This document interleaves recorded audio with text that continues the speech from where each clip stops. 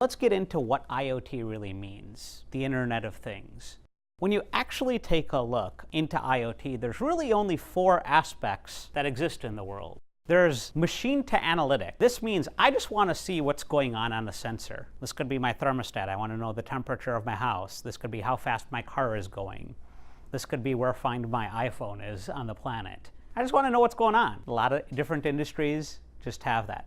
Not necessarily a big data problem, just I want to know where this thing is and what it says. Temperature, pressure, sensor, etc. The next one is machine to machine. This is the idea where 2 machines are talking to each other. And I know people are thinking futuristic, but this has actually been around since the 80s. In the shop floor, you had a belt and you had an arm. The arm broke, the belt stopped, the belt broke, the arm stopped. Been around forever. Now what's different with IoT is this. It's become cheaper. Previously, that was a controlled system with 2 things that were super expensive. Now that the sensors are cheaper and both can be internet connected, you can do it much cheaper. But the side benefit is you could actually have 2 things from 2 different manufacturers work together, meaning your coffee maker can actually be triggered from your alarm clock. Your alarm clock goes off, it starts your coffee maker. Made by 2 separate companies, but guess what? Putting a sensor in each device is like 10 cents each. So it's easy to do, where you're like, well, what's the value of my coffee maker going off? I don't know, it's a little bit easier. Not like game-changing or gonna change the world, but it's just a nice-to-have convenience, and it's cheap enough to do so. We've just made M2M a little bit more scalable overall. The third scenario is what I call machine-to-data lake. Now this one's fun because you say, okay, the world is generating XYZ more information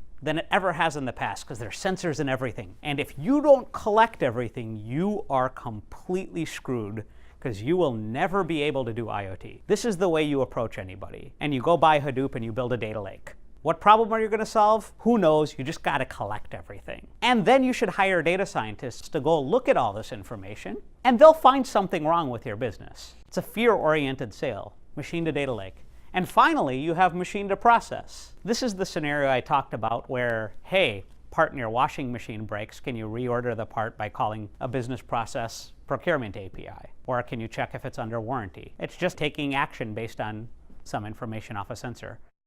And regardless of what industry you're in, whether you're sports and entertainment, whether you're automotive, whether you're consumer products, this is it for IoT. You're doing one of these 4 things. And you might have a car that's doing all 4, where you say, hey, how fast is the car going? If the car stops, let me notify another car, interact with the traffic light. Let me collect all the information on the car so I can send it to R&D to build better parts. And by the way, if it gets into an accident, let me have a phone home system. So you have one car that actually is all 4.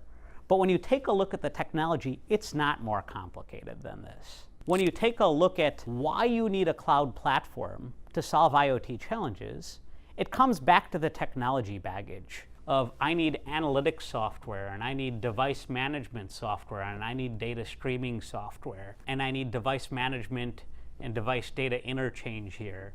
And I need a data lake with Hadoop here to connect with devices and sensors and data collection and streaming. And here I need APIs for business processes connecting to machines. You could go ahead and say these are all services in a platform on a cloud platform. So what you've done is you've made it easy to go ahead and deliver IoT scenarios